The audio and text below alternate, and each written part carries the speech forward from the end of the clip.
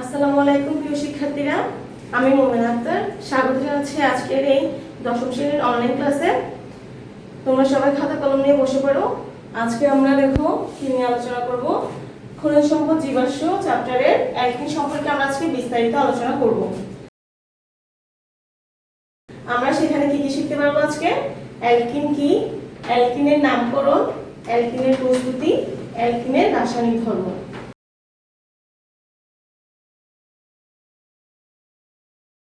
চলো তাহলে আমরা আজকে জেনে নিই অ্যালকিন কি। দেখো অ্যালকিন, এটা আমরা হাইড্রোকার্বনের শ্রেণীবিভাগে অলরেডি পড়েছি। যেসব জৈব যৌগের কার্বন শিকলে কার্বন কার্বন দ্বিবন্ধন থাকবে, অ্যাটলিস্ট একটা থাকবে, একটি থাকবে, কমপক্ষে একটি দ্বিবন্ধন থাকবে, তখন তাকে আমরা অ্যালকিন বলবো। তাহলে আমি কি বলছি? যেসব জৈব যৌগের কার্বন শিকলে কমপক্ষে একটি কার্বন কার্বন দ্বিবন্ধন থাকবে,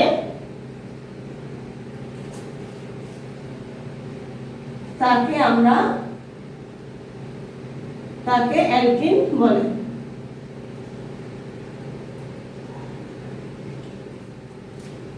অ্যালকিনগুলো রাসায়নিকভাবে খুব বেশি সক্রিয়।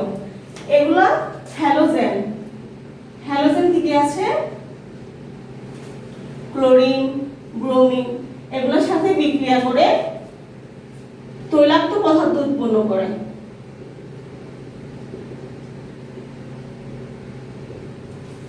এই তৈলাক্ত পদার্থকে আমরা বলে থাকি অলেফিন।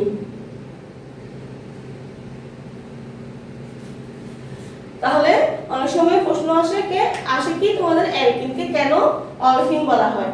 কারণ অ্যালকিনগুলো হ্যালোজেনের সাথে বিক্রিয়া করে তৈলাক্ত পদার্থ উৎপন্ন করে বলে এদেরকে অলেফিন বলা হয়।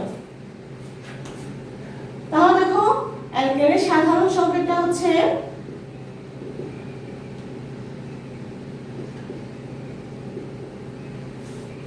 CnH2n। এটা হচ্ছে অ্যালকিনের সাধারণ সংকেত। এই সাধারণ সংকেত থেকে আমরা সবগুলোর নামকরণ করতে পারবো। আমরা প্রথমে দেখো এবার নামকরণের মধ্যে যাই। গত ক্লাসে আমরা অ্যালকেনের নামকরণ করে পড়ছিলাম। তাহলে দেখো অ্যালকেনের নামের শেষে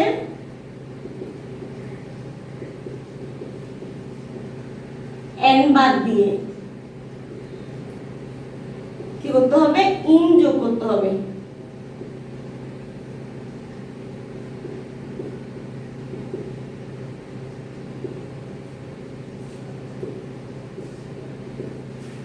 তাহলে অ্যালকেনের নামের শেষে n বাদ দিয়ে যখন আমরা ইন যোগ করব তখন তাকে আমরা অ্যালকিন বলবো। তাহলে আগে অ্যালকেনের প্রথম সদস্য ছিল মিথেন। তাহলে মিথেনের যখন আমরা n বাদ দিই তখন হয় মিথিন। দেখো আমরা আগে বলেছিলাম যে মিথেনের মধ্যে কার্বন শুধু থাকে হচ্ছে একটা, কার্বনের সদস্য সংখ্যা হচ্ছে একটা, সেজন্য তোমার এখানে মিথিন হবে না। এই মিথিনটা সম্ভব না, কারণ আমাদের অ্যালকিন হতে গেলে অ্যাটলিস্ট দুইটা কার্বন লাগবে। তাই সবচেয়ে প্রথম সদস্য অ্যালকিনের প্রথম সদস্যের নাম হচ্ছে ইথিন। এটা কোথা থেকে আসলো? ইথেন থেকে n বাদ দিয়ে আমরা যোগ করেছি ইন, তাহলে আসলো হচ্ছে ইথিন। তাহলে ইথিনে আমরা জানি যে কার্বন সংখ্যা থাকে দুইটা, তাহলে C2, আর এখানে H দুই গুণ হবে 4, C2H4। তাহলে এটা হচ্ছে আমাদের ইথিন। যখন আমরা স্ট্রাকচারটা লিখবো দেখো, তাহলে C হচ্ছে দুইটা, তাহলে এখানে আমরা জানি যে একটা ডবল বন্ড থাকবে, অ্যাটলিস্ট একটা থাকবে। তাহলে এটাকে আমরা এখানে যদি দুইটা বন্ধন চলে যায় তাহলে হাইড্রোজেন থাকবে এখানে দুইটা, এখানে থাকবে হাইড্রোজেন দুইটা, তাহলে এটাই হচ্ছে আমাদের ইথিন। একইভাবে আমরা যদি বলি প্রোপিন, তাহলে প্রোপিন হবে C3, তাহলে 3 দুগুণে 6, C3H6। তাহলে আমরা যখন এটা এভাবে স্ট্রাকচারটা লিখবো তখন দেখি যেহেতু কার্বন 3টা আমরা দিয়ে দিচ্ছি, তাহলে কার্বনের দ্বিবন্ধনটা আমি এখানে দিতে পারি, এখানে দিতে পারি। সাপোজ আমি এখানে দিলাম, এখানে কার্বন বন্ধন দুইটা থাকায় আরো দুইটা হাত এখানে খালি আছে, তাহলে দুইটা হাতের জায়গায় দুইটা হাইড্রোজেন হয়ে যাবে। এখানে দুইটা বন্ধন, এখানে একটা একক বন্ধন চলে গেল, তাহলে এখানে হাইড্রোজেন বাকি থাকবে হচ্ছে একটা। এখানে একটা হাইড্রোজেন চলে গেলে, একটা বন্ধন যদি চলে যায়, এখানে হাইড্রোজেন থাকবে তিনটা। তাহলে হাইড্রোজেন টোটাল কয়টা হয়? তিনটা, চারটা, 4 দিয়ে 6টা, তাহলে হচ্ছে C3H6। এটা হচ্ছে প্রোটিনের সংকেত। এরপর যদি আমরা বলি বিউটিন,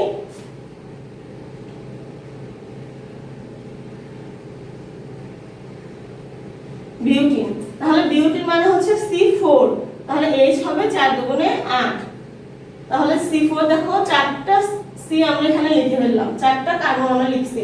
তাহলে কার্বনের দ্বিবন্ধনটা যে কোনো একটাতে দিলেই হচ্ছে, দ্বিবন্ধন থাকা মানে আমরা বুঝবো এটা একটা হচ্ছে অ্যালকেন, অ্যালকিন।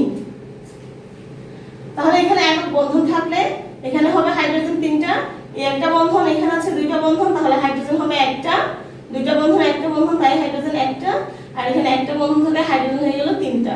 তাহলে এখানে দেখো কার্বন আছে 4টা, এখানে 4টা, আর হাইড্রোজেন এখানে আছে 3টা, 3 এ 4, 5, 5 এ 3 হচ্ছে 8, তাহলে C4H8 এটা হবে বিউটিনের সংকেত। তাহলে আমরা সব এভাবে করে সবগুলোর নামকরণ করে ফেলবো, 1 থেকে 10 পর্যন্ত আমরা অ্যালকেনের নামকরণ করব। তাহলে যেহেতু 1 নম্বরে কার্বনের সংখ্যা একটা, সেজন্য আমরা এটার নামকরণ মিথিন করতে পারবো না, তাই মিথিন হয় না। অ্যালকেনের প্রথম সদস্য হবে ইথিন থেকে শুরু। আশা করছি তোমরা বুঝতে পারছো।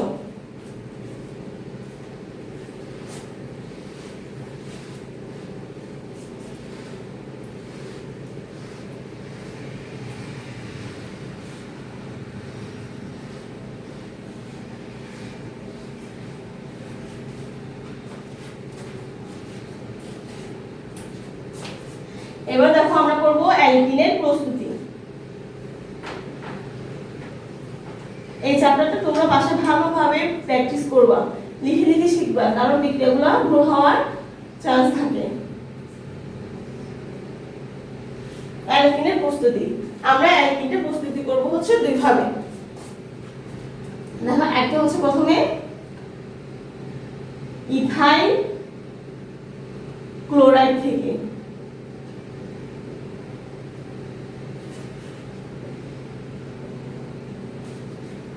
তাহলে ইথাইল ক্লোরাইড সম্পর্কে আমরা জেনে নিই। গত ক্লাসে আমরা অ্যালকাইল সম্পর্কে জেনেছিলাম, যেহেতু এখানে ইথাইল বলা হয়েছে, তার মানে ইথেন থেকে একটা হাইড্রোজেন যখন আমরা অপসারণ করব তখন যে যৌগটা পাবো সেটাই হচ্ছে ইথাইল। তাহলে ইথেন ছিল CH3 CH3, তোমাদের মনে আছে? ইথেন কি ছিল? দেখো CH3 CH3, তাহলে একটা হাইড্রোজেন নিয়ে নিলে আমরা এখানে পাবো CH3 CH2, আর একটা হাত খালি থাকবে। তাহলে এটাই হচ্ছে আমাদের ইথাইল মূলক। ইথাইলের মধ্যে যখন আমি ক্লোরিন যোগ করব তখন এটা হচ্ছে ইথাইল ক্লোরাইড। তাহলে CH3 CH2 Cl, এই সংখ্যাটা হচ্ছে ইথাইল ক্লোরাইড। এই ইথাইল ক্লোরাইডের সঙ্গে যখন আমরা সোডিয়াম হাইড্রোক্সাইডের জলীয় দ্রবণকে উত্তপ্ত করব তখন আমরা অ্যালকিন অথবা ইথিন পাবো। কি বলেছি দেখো, ইথাইল ক্লোরাইডের সাথে যখন আমি সোডিয়াম হাইড্রোক্সাইডের বাষ্পকে উত্তপ্ত করব, অর্থাৎ সোডিয়াম হাইড্রোক্সাইডের জলীয় দ্রবণ, তার মানে হচ্ছে অ্যাকুয়াস, লিকুইড থাকবে, অ্যাকুয়াস থাকবে, জলীয় বাষ্প, লিকুইড না, জলীয় বাষ্প থাকবে। তাহলে ইথাইল ক্লোরাইডকে যখন আমি সোডিয়াম হাইড্রোক্সাইডের সাথে বিক্রিয়া করব দেখো তখন আমরা কি কি পাই? এখানে দেখা যাচ্ছে যে সোডিয়াম আর হচ্ছে ক্লোরিনে বিক্রিয়া করে প্রথমে সোডিয়াম ক্লোরাইড উৎপন্ন করবে। তাহলে কি উৎপন্ন করলো? একটা সোডিয়াম ক্লোরাইড। এরপর দেখো এখান থেকে যদি আমি এখান থেকে একটা হাইড্রোজেন নিই তাহলে এখানে বাকি থাকবে হচ্ছে CH2। তাহলে এখান থেকে যখন আমি একটা হাইড্রোজেন নিব, এই হাইড্রোজেন আর হচ্ছে এই হাইড্রোজেন আর অক্সিজেন বিক্রিয়া করে উৎপন্ন করবে পানি, আর বাকি থাকবে এখানে CH2, এখানেও CH2। তাহলে বন্ধন কয়টা হবে? অবশ্যই দুইটা। তাহলে এটাই হচ্ছে আমাদের ইথিন। তাহলে আমাদের মনে রাখতে হবে ইথাইল ক্লোরাইডের সাথে যখন সোডিয়াম হাইড্রোক্সাইডের জলীয় বাষ্পকে আমরা উত্তপ্ত করব তখন আমরা ইথিন, সোডিয়াম ক্লোরাইড এবং পানি পাবো।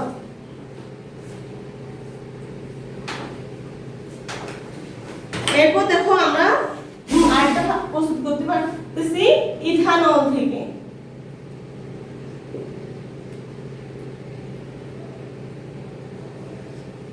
যখন আমরা সমগোত্রীয় শ্রেণী করেছিলাম তখন আমি ইথানল কি সেটা বলেছিলাম, যেহেতু ইথানল তার মানে এটা হচ্ছে একটা অ্যালকোহল, তাহলে ইথানল যখন হবে এটাকে আমরা লিখব হচ্ছে CH3 CH2OH, এটা হচ্ছে ইথানল। এই ইথানলকে যখন আমরা অতিরিক্ত গাঢ় সালফিউরিক অ্যাসিডের সাথে উত্তপ্ত করব তখন আমরা ইথিন আর হচ্ছে পানি পাবো। তাহলে কি বলেছি, ইথানলকে যখন আমরা অতিরিক্ত গাঢ় সালফিউরিক অ্যাসিডের সাহায্যে উত্তপ্ত করব তখন আমরা ইথিন এবং পানি পাবো। তাহলে এটাকে আমরা উত্তপ্ত করব কি দিয়ে, গাঢ় সালফিউরিক অ্যাসিড দিয়ে।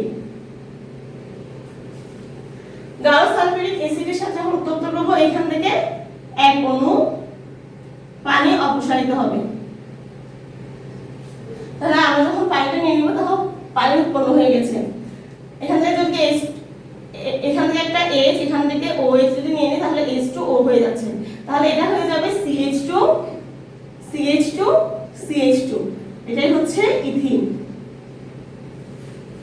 তাহলে আমরা মনে রাখবো হচ্ছে অ্যালকিনের প্রস্তুতি দুই ভাবে, একটা হচ্ছে ইথাইল ক্লোরাইড থেকে আর একটা ইথানল থেকে। ইথাইল ক্লোরাইড থেকে আমরা কিভাবে পাই, ইথাইল ক্লোরাইডের সাথে যখন সোডিয়াম হাইড্রোক্সাইডের জলীয় বাষ্পকে আমরা উত্তপ্ত করব তখন আমরা ইথিন পাবো, সোডিয়াম ক্লোরাইড পাবো আর হচ্ছে পানি পাবো। আর আরেকটা হচ্ছে আরেকটা ধাপ হবে ইথানল থেকে। ইথানল থেকে কিভাবে পাবো, ইথানলকে যখন আমরা অতিরিক্ত গাঢ় সালফিউরিক অ্যাসিডের সাথে উত্তপ্ত করব তখন ইথিন এবং পানি উৎপন্ন হবে।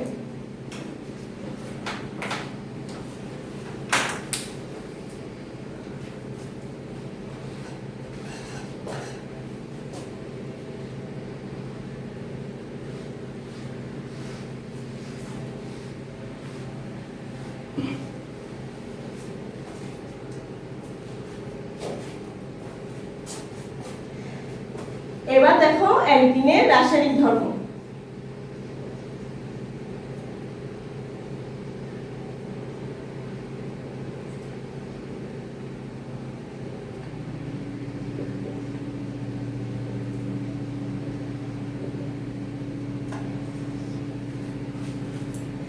অ্যালকিনের রাসায়নিক ধর্ম, যেহেতু আমরা জেনেছি যে অ্যালকিনে কার্বন কার্বন দ্বিবন্ধন থাকে, সেই দ্বিবন্ধনের মধ্যে একটা বন্ধন খুব বেশি সক্রিয় হলে একটা বন্ধন খুব দুর্বল হয়। দুর্বল হওয়াতে কি হয়, এই বন্ধনটা ভেঙে যায়। আমরা ভাঙতে পারি, কিভাবে ভাঙবো দেখো। তাহলে প্রথমে আমরা অ্যালকিনের রাসায়নিক ধর্মের মধ্যে এটা হাইড্রোজেন সংযোজন দিই, এরা সংযোজন বিক্রিয়া করে, অর্থাৎ একটা একটার সাথে যুক্ত হবে, হাইড্রোজেন সংযোজন। এই বিক্রিয়াটা আমরা গত ক্লাসে পড়ছি, অ্যালকেনের প্রস্তুতিতে আমরা হাইড্রোজেন সংযোজন করেছিলাম। দেখো CH2 এটা কার সঙ্গে, ইথিন। ইথিনের সাথে যখন আমি হাইড্রোজেনকে সংযোজন করব তার উপস্থিতিতে 180 ডিগ্রি সেলসিয়াস থেকে 200 ডিগ্রি সেলসিয়াস তাপমাত্রায়, 180 থেকে 200 ডিগ্রি সেলসিয়াস তাপমাত্রায় যখন নিকেল প্রভাবকের উপস্থিতিতে আমি ইথিনের সাথে হাইড্রোজেন সংযোজন করব তখন একটা হাইড্রোজেন এখানে যুক্ত হবে আর একটা হাইড্রোজেন এইখানে যুক্ত হবে, অর্থাৎ বন্ধনটা ভেঙে যাবে। বন্ধন ভেঙে না গেলে তো আমরা হাইড্রোজেন যুক্ত করতে পারবো না। তাহলে যেহেতু দেখো আগে কি বলেছি, বন্ধনটা ভেঙে যাবে, তাহলে আগে এখানে একটা যেহেতু বন্ধন তাহলে এখানে হবে CH3, এখানে হবে CH3। তার মানে ইথিন হাইড্রোজেনের সাথে সংযুক্ত হয়ে উৎপন্ন করেছে ইথেন। এটাকে আমরা বলবো অ্যালকিন থেকে অ্যালকেনের প্রস্তুতি। তাহলে হাইড্রোজেন সংযোজনের পরে আসবো আমরা পানি সংযোজন। একটু আগে যেটা আমরা প্রস্তুতিতে ইথানল থেকে পেয়েছিলাম সেই একই বিক্রিয়া, কিন্তু একটু উল্টো ভাবে। আগে যেটা উৎপাদ ছিল এখন হয়ে যাবে সেটা বিক্রিয়ক, আর বিক্রিয়কটা হয়ে যাবে উৎপাদ। তাহলে পানি সংযোজন কার সাথে করব, অবশ্যই ইথিনের সাথে। ইথিনের সাথে যখন আমি পানি যোগ করব, দেখো ইথিনের সাথে যখন পানি যোগ করব তাহলে তো প্রথমটা হচ্ছে আমাদের একক বন্ধন হয়ে যাবে। যেহেতু এখানে একক বন্ধন, তাই এখানে হবে CH3 আর এখানে হবে CH2 আর এটা কি যুক্ত হবে OH।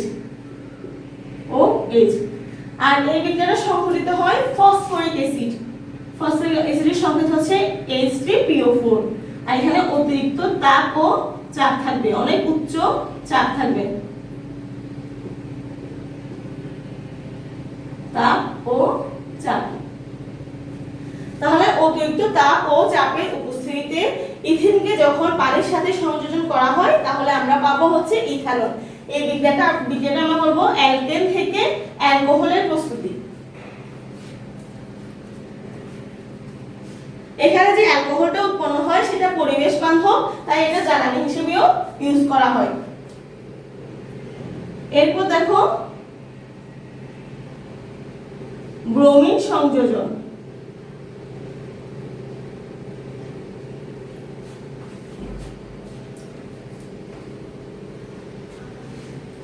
দেখো ব্রোমিন সংযোজন বিক্রিয়াটা খুব বেশি ইম্পর্টেন্ট।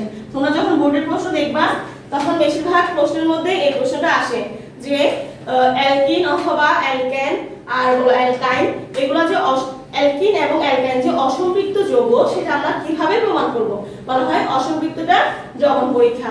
তখন এই ব্রোমিন সংযোজন আর হচ্ছে পটাশিয়াম পারম্যাঙ্গানেট দ্বারা জানো এই দুটো বিক্রিয়াটা খুব বেশি ইম্পর্টেন্ট, এই দুটো বিক্রিয়া খুব বেশি আসে। তোমরা দেখবে প্রায় বোর্ডে এই প্রশ্নটা আসে, অসম্পৃক্ততা দ্রবণ পরীক্ষা। তাহলে ব্রোমিন সংযোজন মানে কি হয়, যখন আমরা কোনো ধরনের অ্যালকিনের মধ্যে ব্রোমিনের লাল বর্ণ, ব্রোমিনটা হচ্ছে লাল বর্ণ হয়, ব্রোমিনের লাল বর্ণ যোগ করব, তখন তোমার অ্যালকিন ব্রোমিনের সাথে বিক্রিয়া করে ওই ব্রোমিনের লাল বর্ণটা অপসারিত হয়। লাল বর্ণ যখন অন্য কালারে তোমার চেঞ্জ হবে তখন আমরা এটা বলবো যে হ্যাঁ এটা একটা অসম্পৃক্ত যৌগ, অর্থাৎ এখানে একটা কার্বন কার্বন দ্বিবন্ধন আছে অথবা কার্বন কার্বন ত্রিবন্ধনও থাকতে পারে। তাহলে সেটা কিরকম হয়, ব্রোমিনের লাল বর্ণের মধ্যে যখন আমি ইথিন যোগ করব, ইথিনের সাথে যখন আমি ব্রোমিন যোগ করব তাহলে দেখো তাদের বন্ধনটা ভেঙে যাবে, একক বন্ধন হয়ে গেছে। তাহলে একটা ব্রোমিন এখানে যুক্ত হবে আর একটা ব্রোমিন যুক্ত হবে এখানে, যেহেতু এখানে ব্রোমিন দুইটা আছে তাহলে একটা ব্রোমিন এখানে যুক্ত হলে আমরা দিব CH2 ধরে দিলাম, এখানে একটা বন্ধন খালি, এখানে CH2, এখানে একটা বন্ধন খালি। তাহলে আমার কি হবে, এখানে ব্রোমিনটা একটা যুক্ত হবে এখানে আর একটা ব্রোমিন যুক্ত হবে এখানে। এটাকে আমরা এইভাবে লিখতে পারবো CH2Br, CH2Br। এটাকে বলা হয় ডাইব্রোমো, যেহেতু একক বন্ধন তাই বলবো হচ্ছে ডাইব্রোমো ইথেন। ঠিক আছে, তাহলে আমরা বলবো এটাকে ডাইব্রোমো ইথেন। তাহলে এটা আমাদের খুব বেশি ইম্পর্টেন্ট, মনে রাখতে হবে ব্রোমিন সংযোজনটা কি, যখন আমরা কোন ধরনের অ্যালকিনের সাথে ব্রোমিন যোগ করব, লাল বর্ণের ব্রোমিন দ্রবণ যোগ করব, তখন ডাইব্রোমো ইথেন উৎপন্ন হবে এবং ব্রোমিনের লাল বর্ণ অপসারিত হবে। এটাকে বলা হয় অসম্পৃক্ততা দ্রবণ পরীক্ষা। এর মাধ্যমে বোঝা যায় যে ইথিন যে একটা অসম্পৃক্ত যৌগ সেটা এই বিক্রিয়ার মাধ্যমে বুঝতে পারব।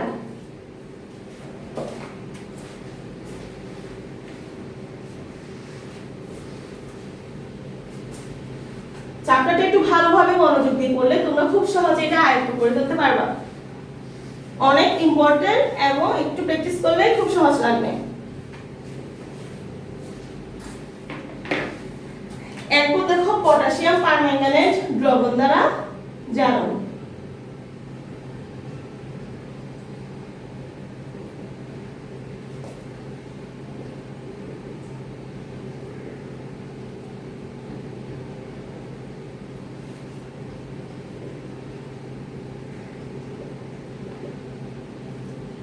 পটাশিয়াম পারম্যাঙ্গানেট, এটার সংকেত অবশ্যই তোমাদের জানা আছে। দেখো পটাশিয়াম পারম্যাঙ্গানেট KMnO4, এটা হচ্ছে পটাশিয়াম পারম্যাঙ্গানেট। তাহলে ইথিনের মধ্যে পটাশিয়াম পারম্যাঙ্গানেটের একটা গোলাপি দ্রবের বর্ণ এবং সোডিয়াম হাইড্রোক্সাইড যোগ করলে হচ্ছে ইথিলিন গ্লাইকল উৎপন্ন হয়। তাহলে পটাশিয়াম পারম্যাঙ্গানেট এই দ্রবণটা হচ্ছে গোলাপি বর্ণ। এটার মধ্যে যখন আমি ইথিন এবং হচ্ছে পানি যোগ করব তখন ইথিলিন গ্লাইকল নামে একটা যৌগ উৎপন্ন হবে। এখানে যে যৌগটা উৎপন্ন করবে সেই যৌগটাতে আর হচ্ছে গোলাপি বর্ণ থাকে না, সেজন্য পটাশিয়াম পারম্যাঙ্গানেটের গোলাপি বর্ণটা অপসারিত হয়। এরই মাধ্যমে বোঝা যায় যে ইথিন একটা অসম্পৃক্ত যৌগ। ওইটার পরীক্ষা আর এই পরীক্ষা, দুইটা পরীক্ষা দ্বারা বোঝা যায়। তাহলে প্রথমে কি করে এই দ্রবণের মধ্যে পটাশিয়াম পারম্যাঙ্গানেট আর হচ্ছে সোডিয়াম হাইড্রোক্সাইড অথবা পটাশিয়াম হাইড্রোক্সাইড এই দুইটা বিক্রিয়া করে নিজেদের মধ্যে আগে তোমার জার্মান অক্সিজেন উৎপন্ন করে ফেলে। পরবর্তীতে এই জার্মান অক্সিজেন ইথিন এবং হচ্ছে পানি বিক্রিয়া করে ইথিলিন গ্লাইকল উৎপন্ন করে। তাহলে আমি প্রথমে কি বলেছি, পটাশিয়াম পারম্যাঙ্গানেট আর হচ্ছে সোডিয়াম হাইড্রোক্সাইড হতে পারে, পটাশিয়াম হাইড্রোক্সাইডও হতে পারে। এই দুটো বিক্রিয়া করে প্রথমে জার্মান অক্সিজেন উৎপন্ন করবে। এই জার্মান অক্সিজেনের সাথে ইথিন এবং পানি এই দুটো বিক্রিয়া করে উৎপন্ন করবে হচ্ছে ইথিলিন গ্লাইকল। ইথিলিন গ্লাইকলটা আমরা কিভাবে বুঝবো? তাহলে দেখো H2O আর O, তার মানে হচ্ছে দুইটা হাইড্রোজেন দুইটা অক্সিজেন। দেখো এখানে দুইটা হাইড্রোজেন দুইটা অক্সিজেন। তাহলে আমরা এখান থেকে একটা সংকেত পাচ্ছি এরকম OH OH, এইভাবে দুইভাবে লিখতে পারবো OH OH, হাইড্রোক্সিল মূলক দুইটা। তাহলে এই হাইড্রোক্সিল মূলক এক একটা এখানে যুক্ত করি, এখানে একটা হাইড্রোক্সিল মূলক যুক্ত করব আর এখানে একটা হাইড্রোক্সিল যুক্ত করব। তাহলে যেহেতু এটা যুক্ত হবে তাহলে অবশ্যই বন্ধনটা ভেঙে যাবে। তাহলে এখানে হবে CH2 CH2 আর এখানে হবে OH OH, এটাকে বলা হয় ইথিলিন গ্লাইকল। অসম্পৃক্ত পরীক্ষাতে যদি একটা বলে তাহলে যে কোনো একটা লিখতে পারবা, ওই ব্রোমিন দ্রবণ অথবা পটাশিয়াম পারম্যাঙ্গানেট, আর যদি দুইটাই বলে তাহলে আমাদের দুইটাই লিখতে হবে। তাহলে আমাদের মনে রাখতে হবে কি, পটাশিয়াম পারম্যাঙ্গানেটকে যখন আমরা সোডিয়াম হাইড্রোক্সাইডের সাথে ইথিনের সাথে বিক্রিয়া ঘটাবো তখন পটাশিয়াম পারম্যাঙ্গানেটের গোলাপী বর্ণের রংটা হচ্ছে অপসারিত হয় এবং ইথিলিন গ্লাইকল উৎপন্ন হয়। প্রথমে পটাশিয়াম পারম্যাঙ্গানেট সোডিয়াম হাইড্রোক্সাইড অথবা পটাশিয়াম হাইড্রোক্সাইডের সাথে যে জার্মান অক্সিজেনটা উৎপন্ন করবে সেই জার্মান অক্সিজেন ইথিন এবং পানির সাথে বিক্রিয়া করে ইথিলিন গ্লাইকল উৎপন্ন করবে। এরপর দেখো অ্যালকিনের লাস্ট বিক্রিয়াটা।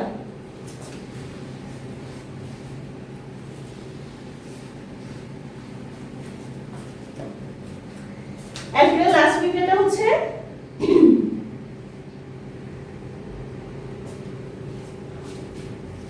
পরিমাণকরণ বিক্রিয়া।